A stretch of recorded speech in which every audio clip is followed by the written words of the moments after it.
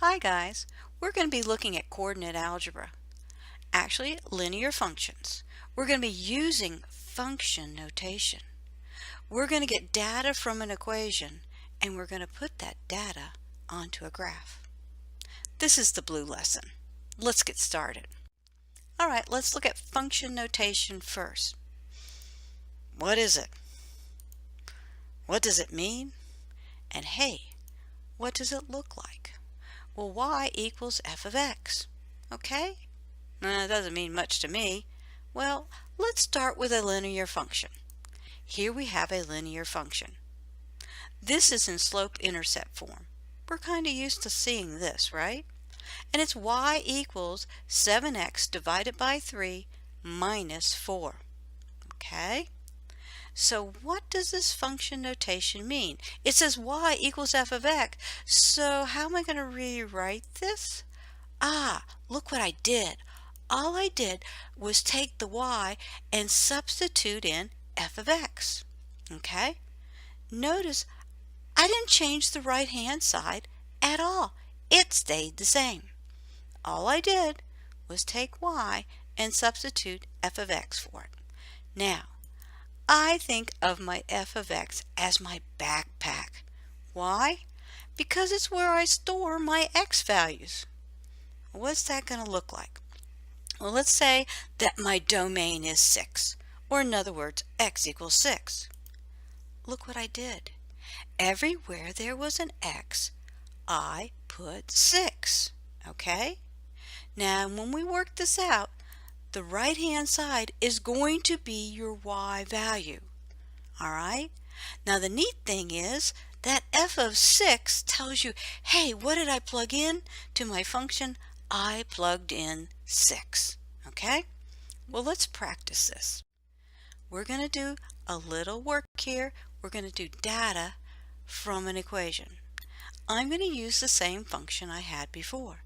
F of x equals 7x divided by 3 minus 4.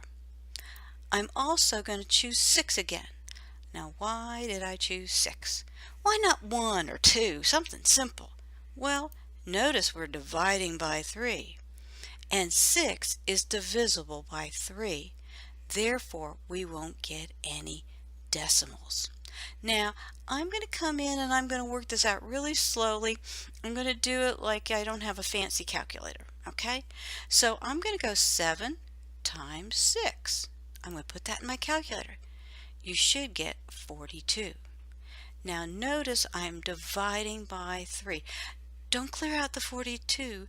Just go in and divide by 3. You should have gotten 14. Now divide that now subtract 4 from that 14. Notice that when the domain, or my x, was 6, my y is 10. Alright, now that looks a little strange. Why don't we write it in a little more traditional manner? There's my good old ordered pair. How do I say that? Open parentheses, 6, comma, 10, close parentheses. There's my ordered pair, the way you're normally seeing it. Well, now we have this new function notation. Look at the difference. Look where my x value is. Look where my y value is. What is my domain? It is 6. What is my range? It is 10. All right. Another way to look at this data, exact same data, is in a function table. What is x? It's 6. What is my f of x? It is 10. We've got to get used to these two new ways of writing our ordered pair. All right. Now, go get your worksheet. It's the blue one. It's your turn. I'm going to walk you through this. You need to show all your work for your teacher, okay? Just like I did on the last slide. Are you ready? Let's get started. Well, here we go. There's my original function. Let's plug in 9. Why did I plug in 9? Why not something like 5 or 8? Well, we're still dividing by 3. Isn't 9 divisible by 3? Yeah, so it'll come out even. Okay, pick up your calculator and let's write this down and get busy. All right? What's the first thing I did? 7 times 9. Put that in your calculator. Now, divide it by 3 and subtract 4. Okay?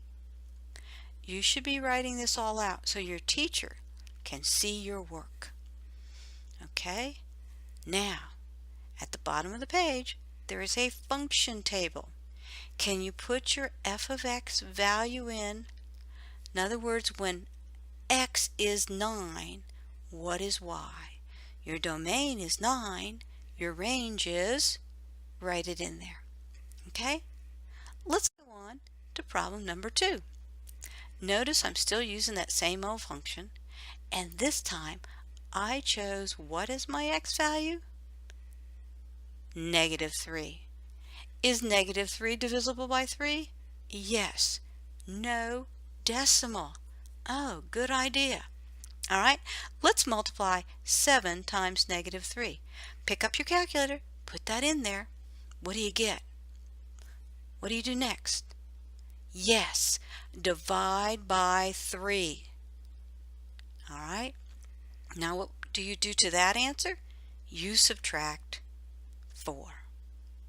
You should now have your answer. Again, go to the bottom of the page.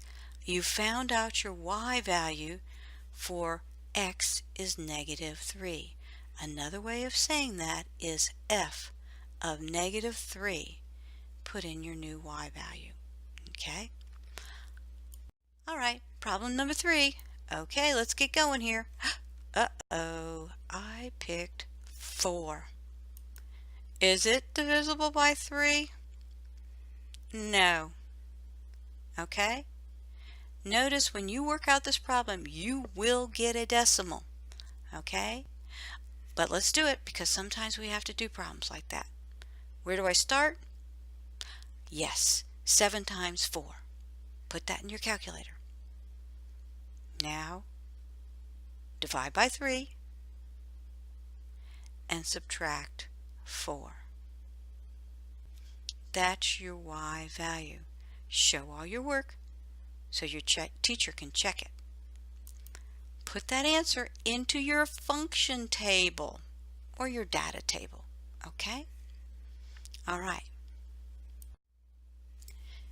Now it's time to make sure that you have all your data in the data table. That's problem number 4. Problem number 5 says now to write your data as ordered pairs. So take your data out of the data table or function table and write them as ordered pairs. When you get that done, let's flip the worksheet over. What is problem number 6? It says label the x-axis. Problem number 7, label the y-axis. Now, look at your graph. I already have an ordered pair on the graph. Okay? That is 6, 10. But you need to go back and put your ordered pairs that you found on the graph too.